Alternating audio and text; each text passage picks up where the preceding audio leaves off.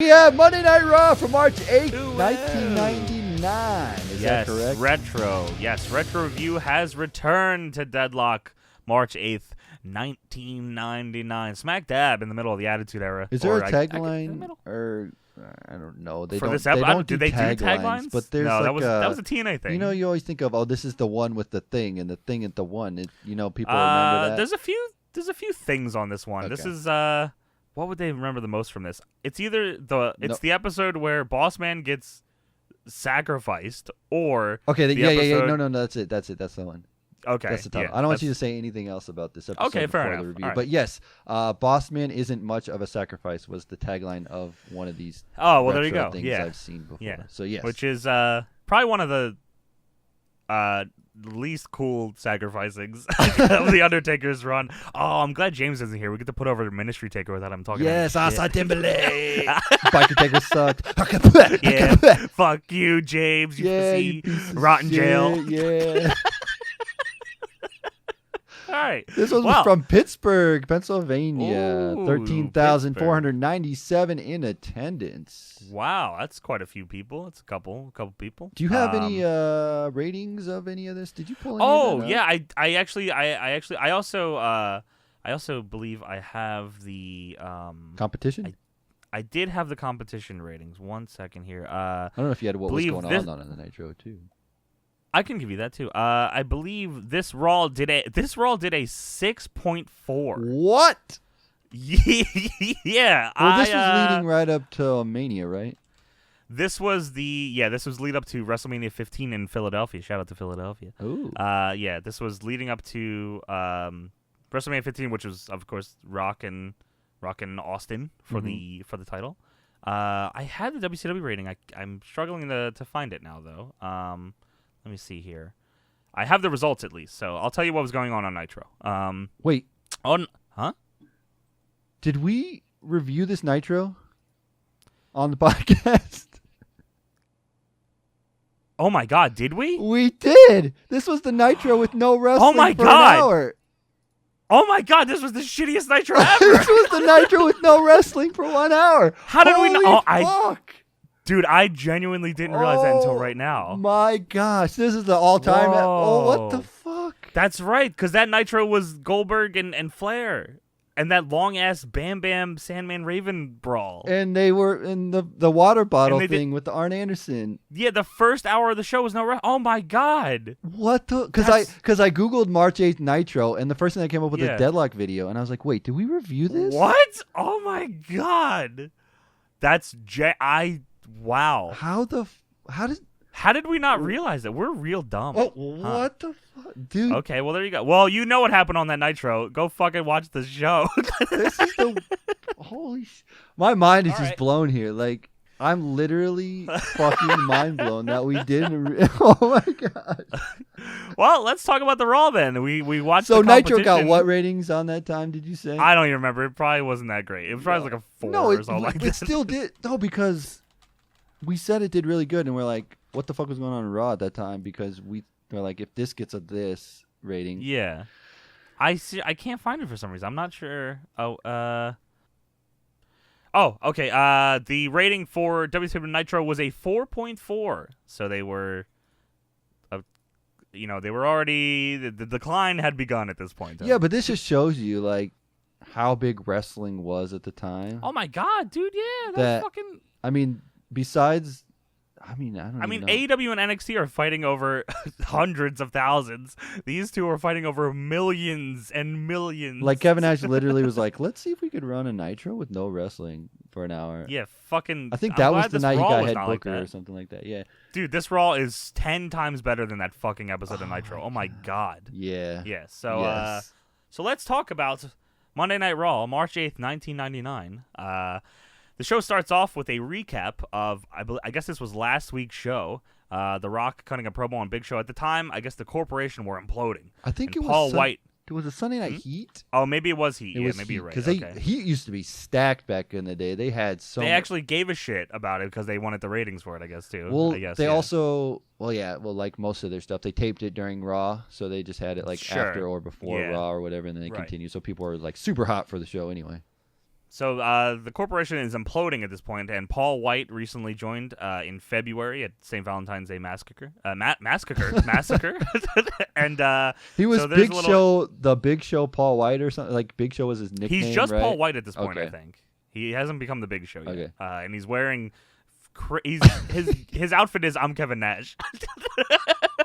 Just did they do that on purpose? Pele. His Pele shirts. He looked exactly like Kevin Nash. Like he had his hair just ridiculous. like dry, hanging down. Like it was Kevin Nash. They should have called him, and they called him Big Show.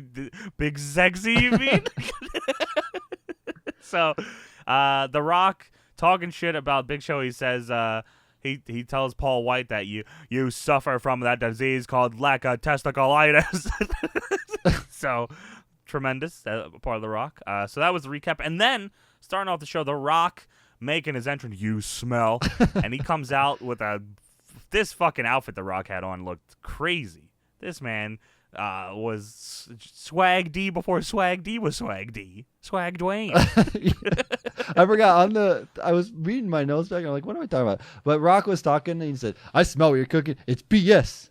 It's a bunch of BS. Yeah, there it was. I guess Austin hit Rock with a stunner, and Big Show ignored it. He just kept his back turned to him. So The Rock's talking about it. He says, you 500-pound bag of monkey crap, come on out here. But instead, Vince McMahon struts on out. And part of this made me wish, or at least, I mean, I miss fans in general, but I kind of really miss asshole chants. Yeah. Because Vince got them all the time. Oh, it's so loud. That shit ruled. Vince says, stop washing corporate laundry in public, and if you don't stop doing it right now, then certain corporate members are going to start wondering not what The Rock is cooking, but what The Rock is smoking. Oh. And The Rock's like, what the fuck? Like, as if, how dare you accuse me of smoking? Now, you know. Oh, yeah, The Rock also said there's too many coinky-dinks. Too many coinky-dinks, yes. And then the Big Show interrupts. He didn't have like his own music. I keep saying Big Show, but he's Paul White.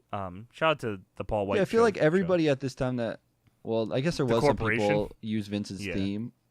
It was just the corporation all that used it, I guess. Right. Yeah. He comes on out, and Paul White says, "I don't know what's shorter, your memory or your manhood." And Jerry Lawler goes, "What?" Manhood. JR, he's talking about his cock.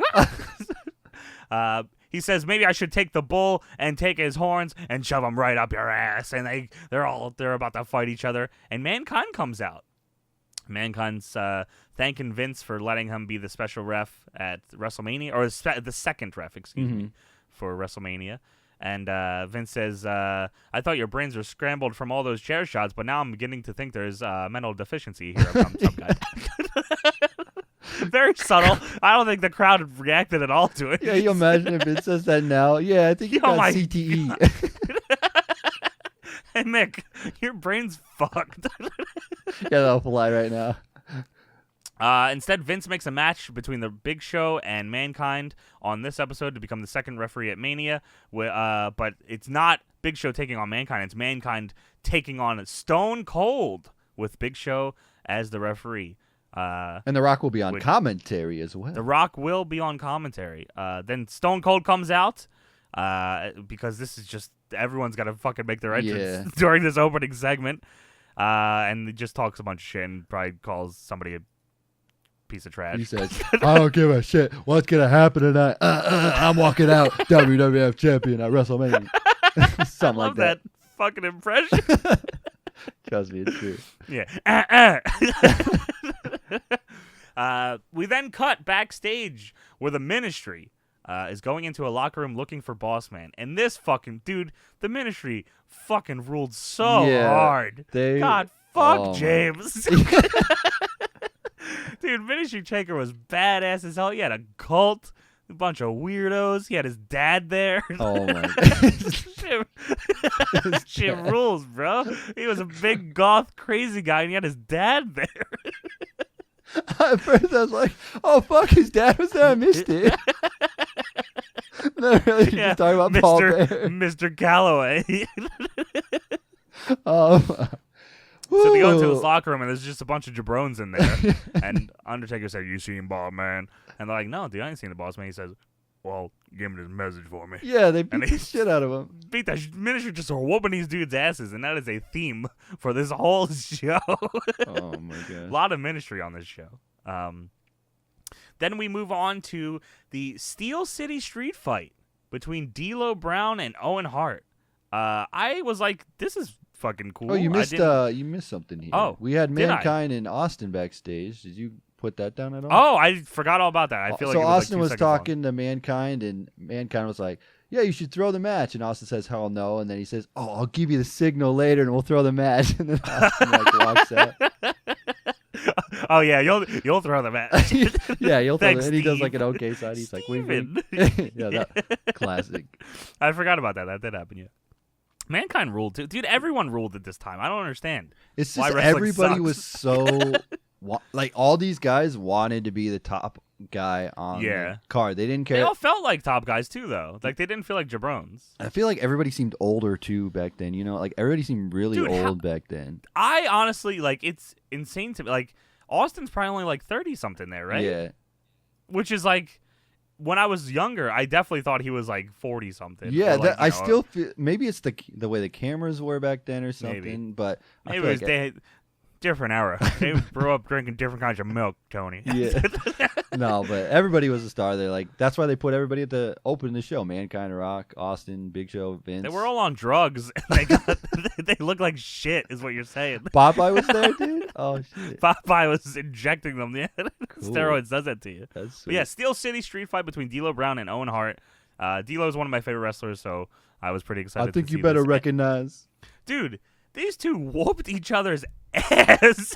D'Lo comes out in jeans too. You know it's a fight. Hell yeah, they were in. Of course, you gotta have street fight gear on. Fucking Owen Hart took a beating in this match. I don't know if he owed D'Lo money or something, but like there was a few shots that D'Lo gave to him, like even with like a cookie sheet. Yeah. That he like really walloped him. Oh, with it was like, a metal shit. plate. Okay, they called it. Yes. Yes, not the metal cookie plate, sheet. excuse me. Owen had the "I'm not a nugget" shirt on, and I love that. I'm like, I can't believe I never got that shirt back in the day.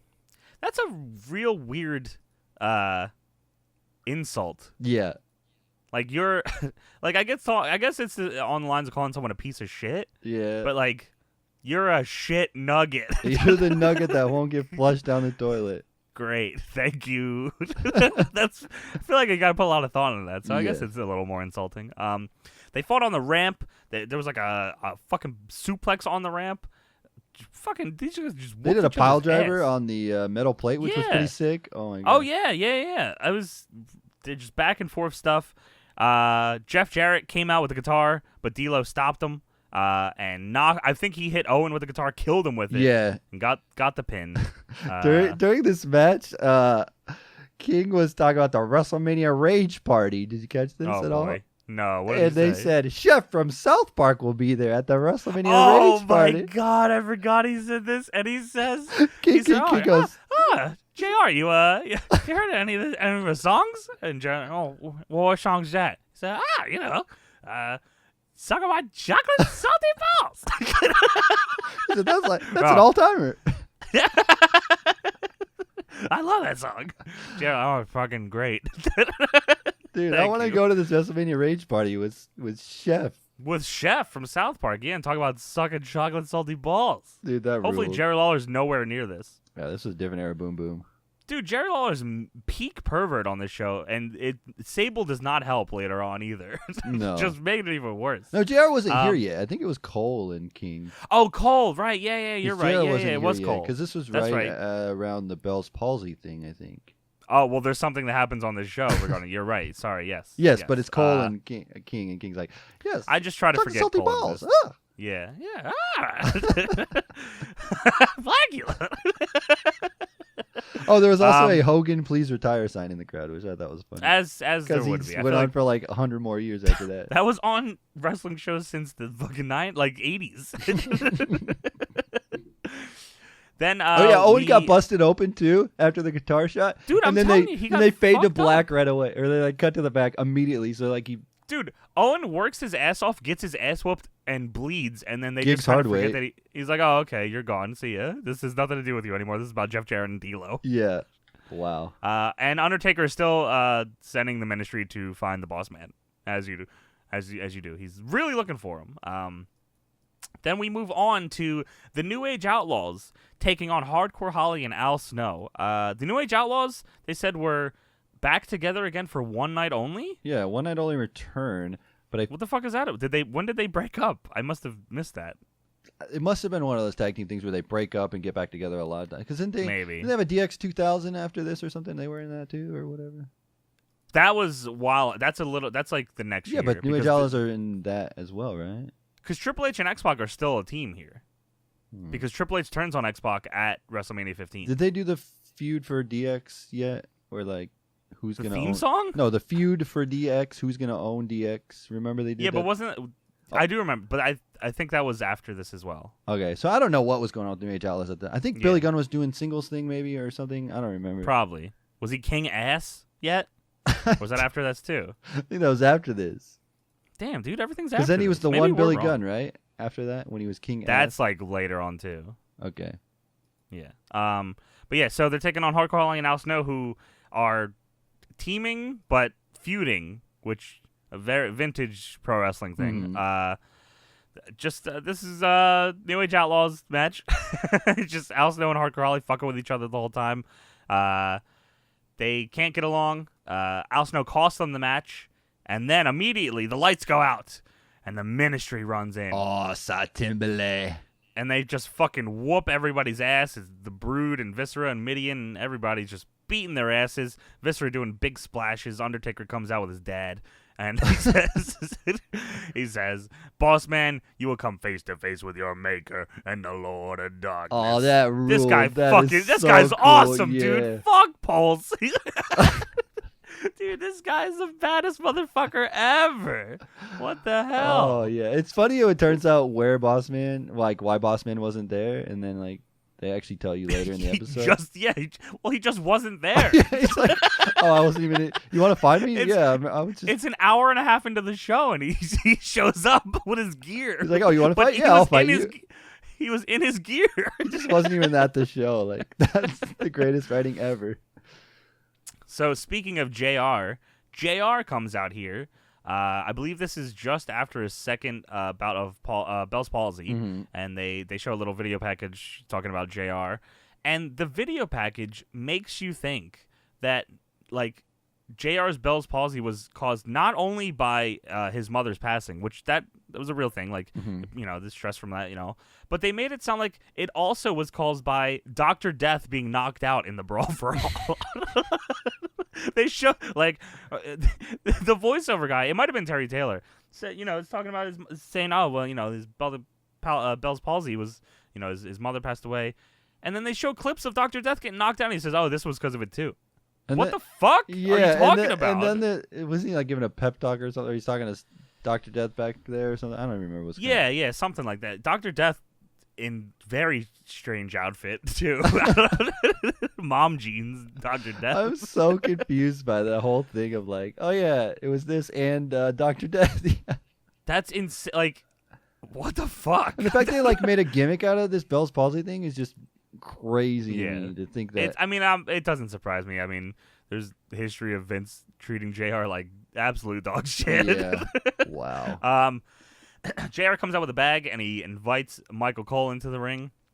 He says, what I got here in this bag is a red Japanese gi. There's a top, and look at this mask. And he pulls out this fucking mask, and it looks like like the Fiend's mask. I was like, holy fuck, JR is the Fiend? This is absolute insane. Like, listen, man. People can say all they want. Say it's Bray Wyatt. I don't know, man. I saw the OG Fiend mask in JR's hand. I feel like this is like, we want this gimmick, and then they finally got it paid off all these 20 years later. He said this was going to be Dr. Dev's gimmick. And then he runs down Michael Cole, saying Michael Cole was out to get JR's job when stooged him off to the back, saying JR's not going to come back. And JR says, I want to leave you with something. You'll remember me forever and ever. And then he kicks Michael Cole in the fucking balls. And everyone pops. the crowd like JR's supposed to be an asshole At here. this point, nobody liked Michael Cole though, because I mean, No one ever liked Michael Cole. But this was around the time The Rock was doing a bunch of stuff to him That's backstage true. and making him look like a dork. So everyone's like cheering. JR says, "Take your Yankee ass out of here and get out of here, and I'm going back to work." oh yeah, King. This is so fucked, dude.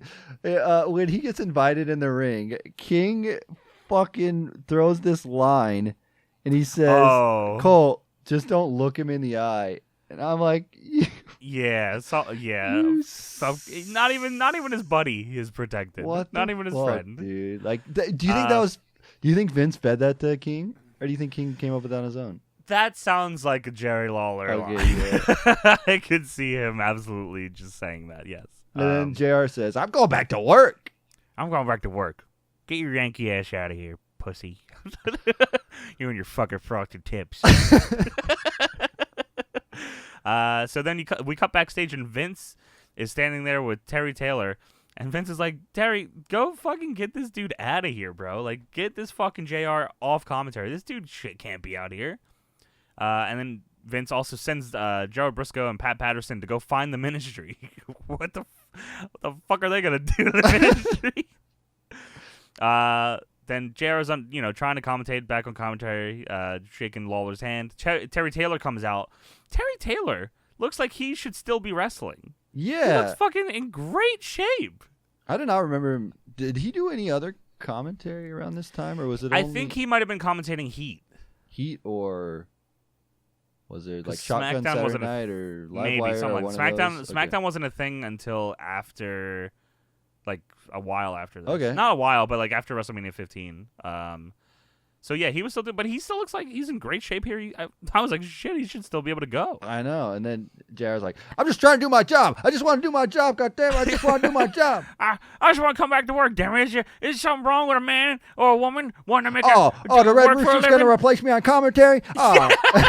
He says,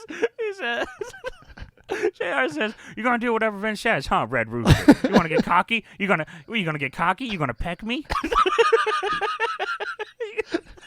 Fucking Jim You're gonna Ross. peck me?" He said, "The Red Rooster's gonna replace Jim Ross doing play-by-play, a mid-card wrestler at best, with a lousy win-loss record, and you're gonna be a play-by-play man?" JR just lighting this fucking guy up. Maybe that was like, all right, I'll do this on one condition: I bury Terry Taylor.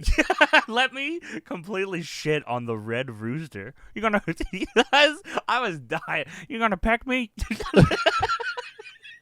I wonder if they were leaning to a JR Terry Taylor match. Oof. I can't imagine so. I mean, I figured they would have did something with him and Dr. Death at least. Oh yeah. But honestly, fuck Dr. Death. So JR gets escorted away. Dr. Death comes out and says, "Come on, bro." And JR's like, "Fuck, all right." Then we move on to Ken Shamrock taking on Goldust, who is accompanied by the Blue Meanie and Ken You're Shamrock's... missing all the backstage segments, Johnny. Am I? I'm What getting real happened? pissed. What is Ryan this? Shamrock's sitting on Goldust's lap, and Blue Meanie is jealous. That's the of part that you're upset that I missed.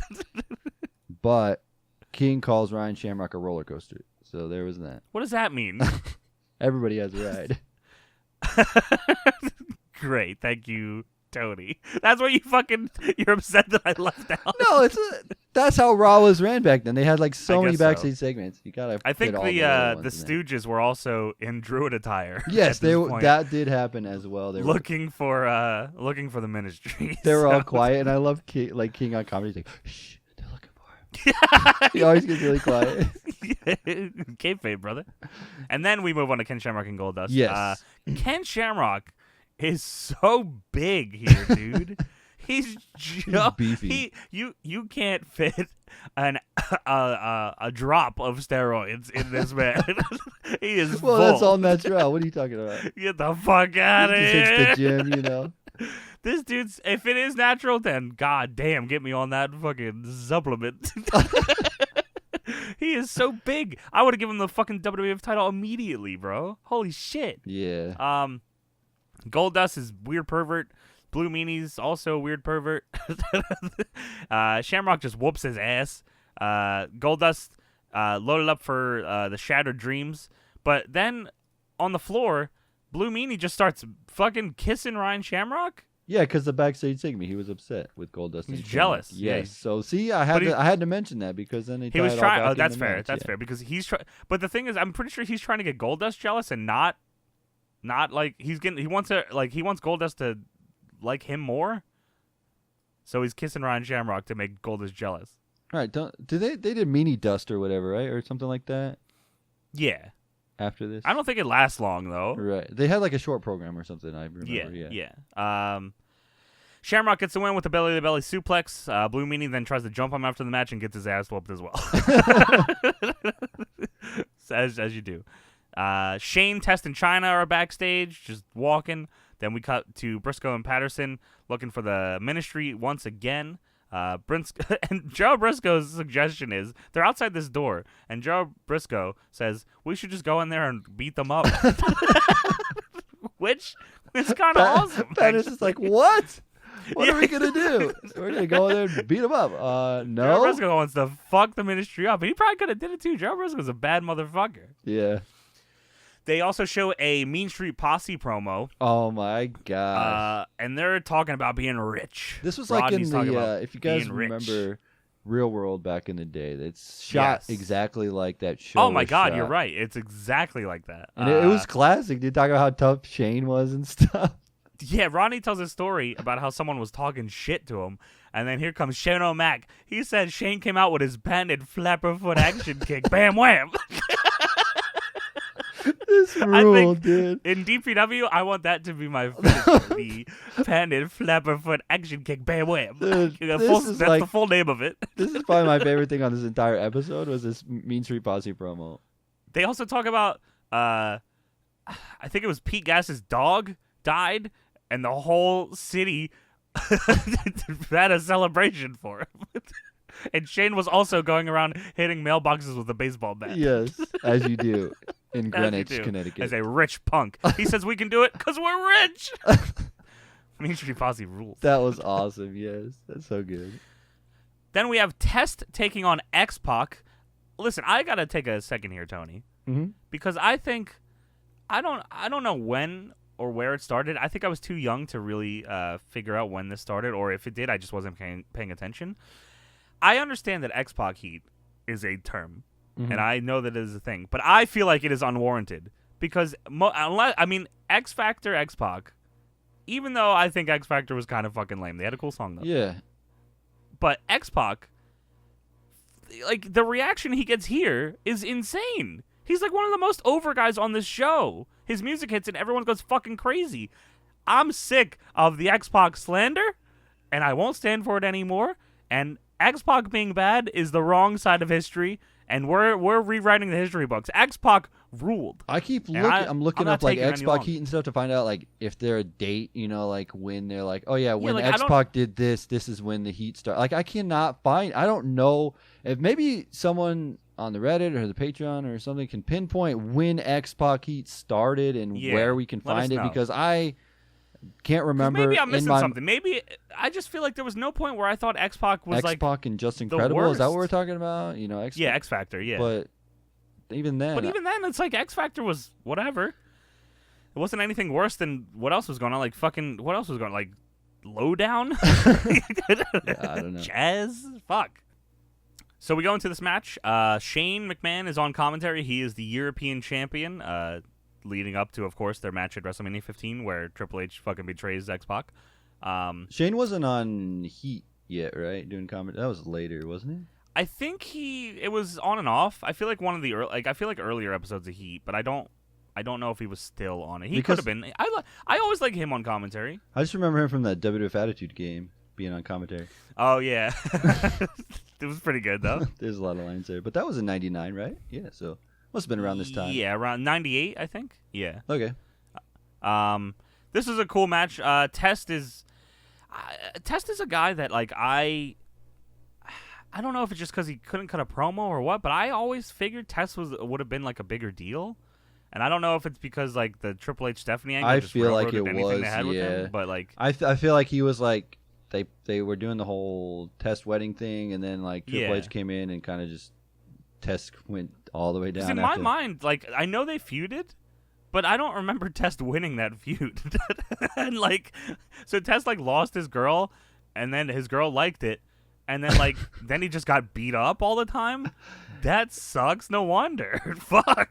Yeah, even like when he came back to do ECW stuff, Test did. I still thought he was. He was pretty, jacked. Yeah, he was sick, and he took. They could have gave him the title. Didn't he have like a sick bump when his back was like cut open one time? I don't remember. That was Bob Holly. Oh, that was. Oh, he was wrestling Test, I think. I don't remember. Anyway, it was RVD and Bob Holly you're thinking of, I think. Unless there was another one. I feel like something happened with Test. Anyway, maybe. Yeah, I feel like Test got screwed over here. Here's another one, man. X-Pac and Test don't get enough love. Yeah, man. I mean, and Test. I mean, dude, Test hits X-Pac with this fucking big boot in this match. That is like one of the craziest big boots I've ever seen. Him. Dude, it's insane. fucking Shane is losing his mind on camera. He's like, "Oh shit!" Shane says "oof" at one time. He goes, "Oof." He said, "Oof." Yeah.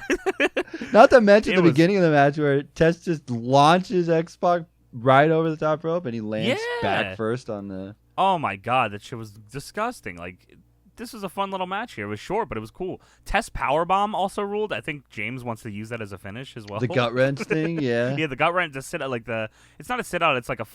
I guess what would it be called? Just a flat out fucking gut wrench powerbomb, but it rules. Shane gets into the ring via. I mean, I think Chyna distracted the ref, and Triple H was trying to do some stuff. Shane got into the ring, hits X-Pac with the European title to help Test win. Triple H then chases Shane around the ring, and Shane's running around like a cartoon character. And Chyna pops up from like hiding from behind the apron and clotheslines Triple H. Fucking look brutal. Yeah, it was one of those setups where she's hiding and she peeks up and hits him with the clothesline. Yeah, it's so good. Stupid ass Triple H. Fucking pay attention, bro. What the fuck? I was thinking of Shane. You can see her there. You can see her there from a mile away. I was thinking of Shane hitting it with the title belt.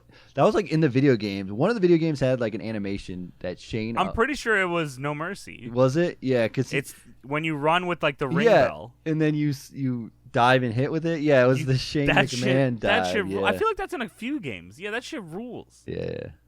That's definitely Shane McMahon. Those games were like they weren't like mocap. They like did those animations by hand. So like they probably were like, oh, we are going to recreate this. Like there's gifs around where like Vince's stunner and his people's elbow in No Mercy are like exactly like how he did in real life. Like it's picture perfect. Yeah, how he did that's in real life. I think James has brought that up before. But like video games need to have the iconic moments of the moves, yes. You know, like the sliding people's elbow would be sick. How is that to do never in a game? Yeah, and like that's an all-timer. Like you should have that be like a alternate finisher. You know what I mean? That'd be oh sick, my god, that'd be awesome. Yeah, or like a upgraded super special. Wasn't there a super special in one of those? There's like a mod. Virtual Pro had super special. Yeah, that'd be sick. I forget what it's called, but yeah, something like that. Yeah. So then we move on. The Stooges are backstage, still in their druid outfits, looking. They're like, all right, we're gonna go into this locker room and get the ministry. 1, 2, 3, and they barge in, and it's the Godfather fucking his hose. Oh, holy shit! The Godfather says, "Get the fuck out of here, bro!" And the Godfather, like, he doesn't just like make them leave; he just starts punching them. Pretty unnecessary that he had to punch these two old men in the face. But I guess I get it. It's fine.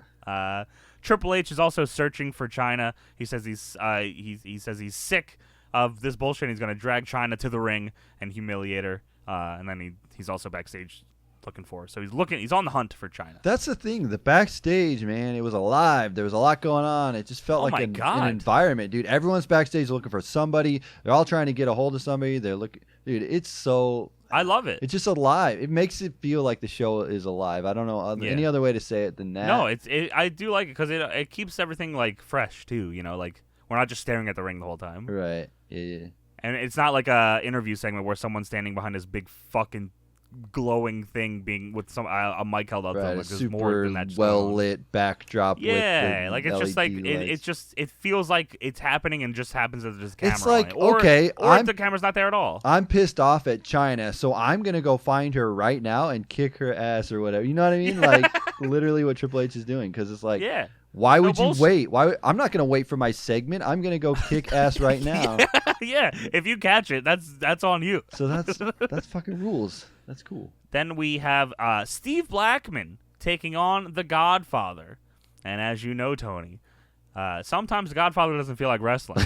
So instead, Did he ever? Did this guy ever go, yeah, tonight I'm going to wrestle it? He was Intercontinental Champion, so he must have wrestled a couple times. I think he gave hose for that title, didn't he? He may have.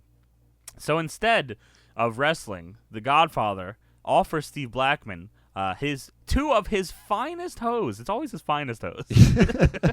And Steve Blackman considers it. Steve Blackman takes the offer. Instead of wrestling here tonight, Steve Blackman wants to fuck. And you know what? I respect it.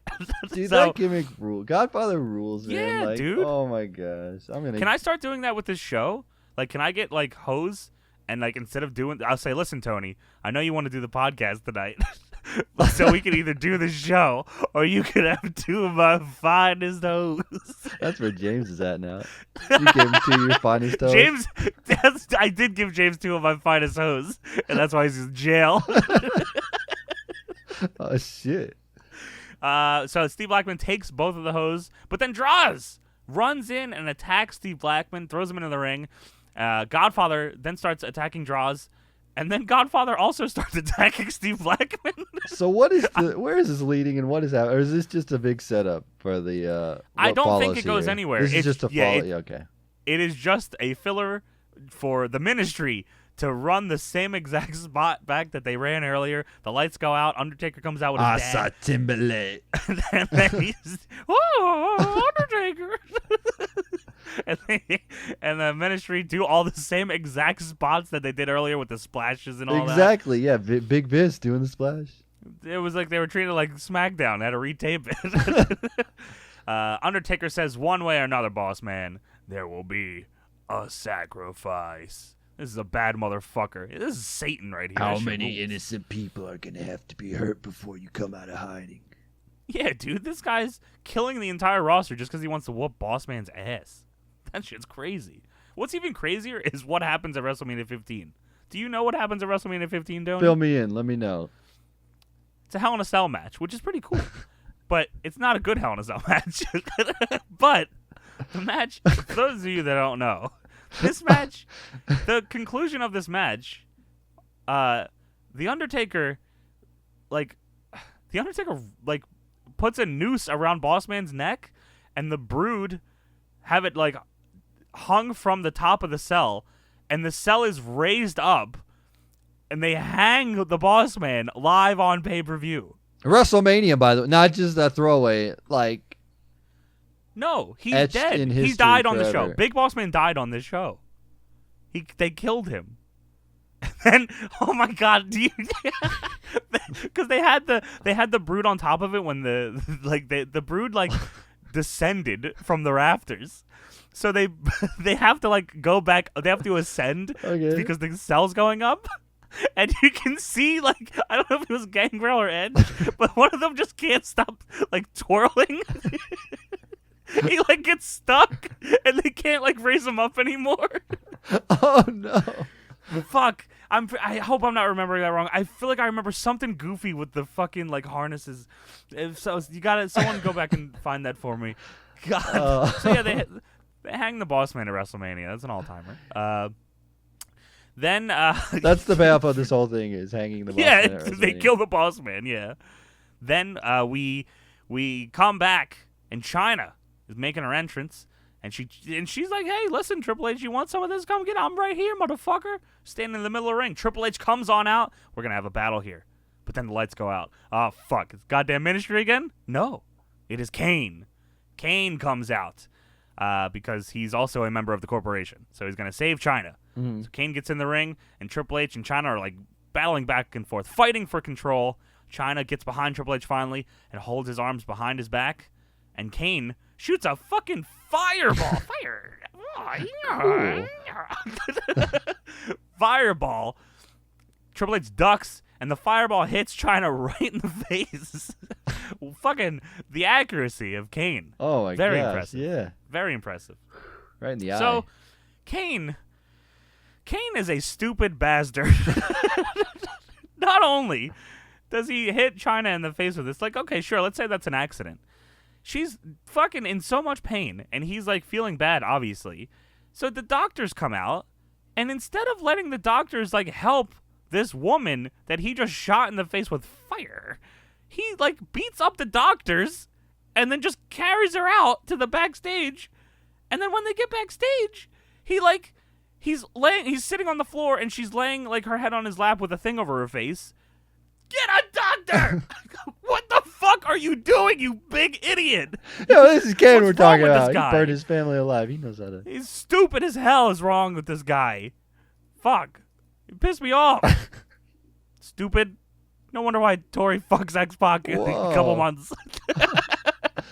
That shit was very sad to me. As a child, I was very upset when Tori did that to Kane. I'll be honest. Damn. It's bullshit, man. Broke my heart. My love. My life. Kane. Yeah, Kane deserves love. He does, bro. He's got a big-ass dick, I heard. Whoa, See no evil, bro? 3 foot. I try to forget about that. We then move on to Tori taking on Luna Vachon. This whole match is centered around Sable being in Playboy. She cuts a promo talking about her being Playboy. She goes on to commentary, and she shows Jerry Lawler her tits and pussy in picture form. And then people in the front row are looking at the magazine as well. Yeah, she kind of like raises it up and shows the crowd at some point, too. Yeah. It's like, damn, bro. And then just flash the crowd at that point. What the fuck? Just stand up and show your tits. Why not? and I don't remember when this happens or how this is said, but I think he says it to Terry Taylor. He says, "There's a lot of sticky pages in your future." Yeah. Come, semen. Yes. I'm jerking off right now. I'm Jerry Lawler. Ah! He was king pervert at this time. I mean, Sable wasn't... what the fuck, man? Sable just comes out and... Here, Jerry. Look at my pussy. Oh, thanks. Cool. That is really weird. Now that you say it that way. Weird. Yeah, it is Hey, here's a fucking picture weird. of my pussy.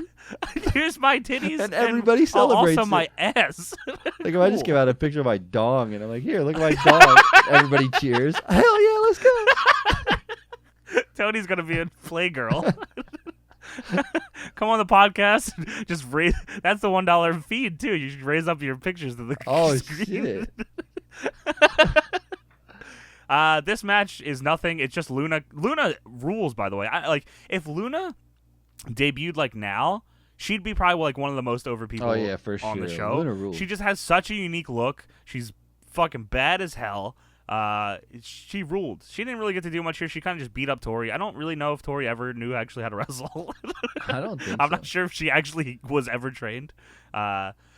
She was just Luna here. She wasn't Luna Vachon either. She was just Luna. Oh, really? Yeah, I don't know why, but maybe maybe they did call her Luna Vachon, but the nameplate said Luna. The graphic said Luna. Okay, I don't know what was going on. Luna got DQ'd because she wouldn't stop choking Tori, and Sable just wouldn't help her. It was just like a 1 minute thing or whatever. Yeah, Luna says she's gonna fucking kick Sable's ass. Then Sable gets in the ring and attacks Tori, and then takes off Tori's shirt.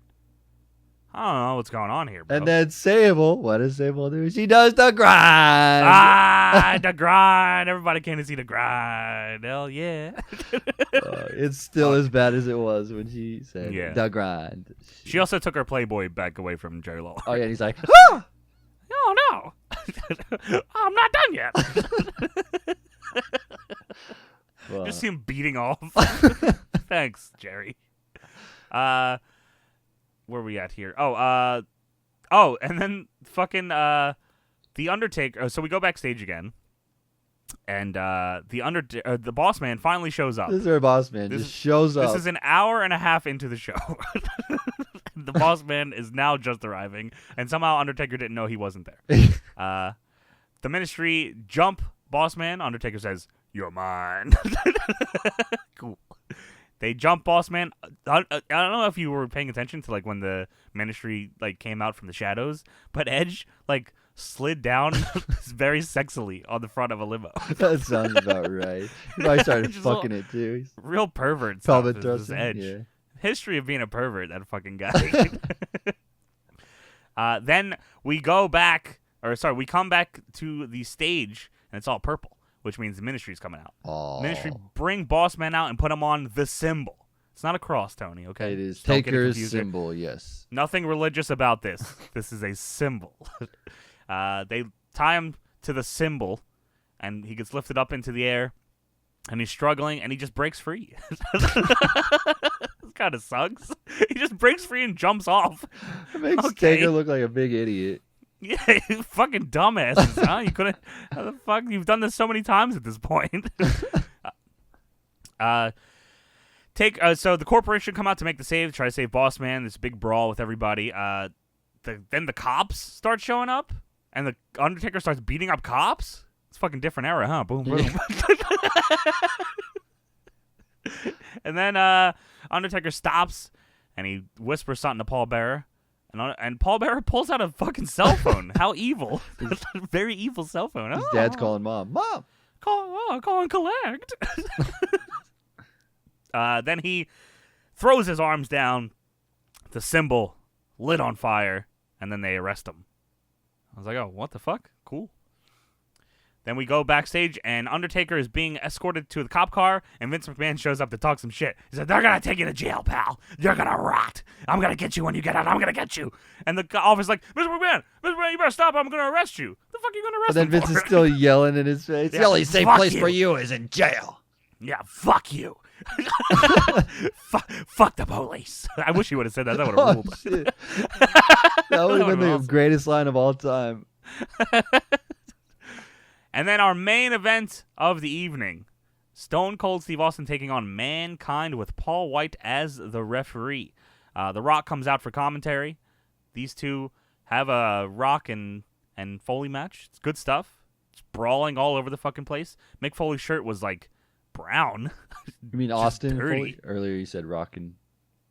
Oh, sorry. I was saying Rock comes out for commentary. Is what Yes, I'm sorry. Oh, yes. Austin and Foley. Yes, go on. Mankind's shirt looked very gross. Yeah. Rock on commentary says Austin is the biggest piece of trailer park trash walking. Austin makes his entrance, by the way, goes into the ring, then goes out of the ring just to walk up to the Rock at the commentary table to flip him off. Of course he does. That shit. God, no wonder this guy was the fucking man. I know. This guy He's the rules coolest so dude hard. ever. Everyone wants to do He's that. the coolest, dude. Yeah. He was he wearing the Blood from a Stone shirt too earlier or no? He had... It was a red shirt, I believe, but I don't Yeah. remember. Or like the red... I was telling text. James I want to make a Deadlock version of that where it's me gigging. John Blood from a Stone. BLUD from a stone. Blood from a Stone. Yes. Oh, you think that would work? That would rule. Let's make it I'll happen. gig for the picture. Oh, you're actually going to do it? Oh, shit. I'll gig Hardway for the picture. I'll take a picture of it and then put it on a shirt. Oh, shit. Let's do it. Or That'll someone be your can face just- reveal. Let's go. Someone can draw it, or I guess that'd be We can fine use too. the Pedro art, the one that's... You think Pedro would draw me in that situation bleeding? Yeah. Like Yeah, we can make it happen. you think we get him to do that? Yeah. Or if anyone else wants to do it and send Throw it it on to the us, Patreon, yes. Let Or the me know. Patreon, the Patreon, the Reddit. the Reddit. Yeah, throw it on there. Yeah. So yeah, these two just whoop each other's ass the whole time. Rock is talking so much shit on commentary. Paul White really doesn't want to be a referee. He just not giving a fuck really. The Rock is yelling at Paul White. Everything he does is wrong. he just hates everything that he's doing. The Mankind countered the stunner with an elbow. He went for the Sacco as well. Mr. Sacco is super over here. I don't know if earlier on the show he finally, I don't know if it was the first time he said it, but he got a really big pop when he said you smell what the sock is cooking. That was Okay. big pop. Let's see. So Stunner got countered. Then Foley put him in the claw on the apron, and Paul White, like, he got him down, and Paul White counted really fast, and Austin loses. Oh, yeah, he goes, 1, 2, That's 3, it. 4, 5, 6, 7, 8, 9, 10. Yeah, he counts to 10. Austin was on he was on the apron while he was in the claw. Yeah. And then counts to 10, and Mankind is the second referee at WrestleMania now. And then after the match, Paul White chokeslams Mankind. The fuck is going on here? He chokeslams him. Vince comes out to get in the way, really. Just fucking in the way of everything. Then Paul White, The Rock gets in there. Everyone's arguing. The Rock's arguing with Vince and Paul White. Then Austin jumps him from behind. They fight to end the show, to send us home. Let's leading say up we're to all out of WrestleMania time. We got to go. That's So the there you end of go. the show. Yeah, that was it. So that was Raw from March 8th, 1999. Overall, Tony, what'd you think of it? Dude, it's the flip side of the Nitro with no wrestling. This is a million times better than that shit. God, like, I still can't believe that was against it. Like, how could anyone watch that fucking WCW show when this was going on? Dude, that blows my mind that we actually reviewed that show crazy. and I didn't even think about that until right this second. Terry Taylor on commentary, not so bad either. I mean, I feel like he kind of missed a little bit. There's a few lines where he was kind of off, but other than that, he was really good. Yeah. I enjoyed the show. But Taker with the cops and the symbol on fire, and that was crazy looking. That show, dude, I love the fucking all this. I was a big fan of the symbol spots.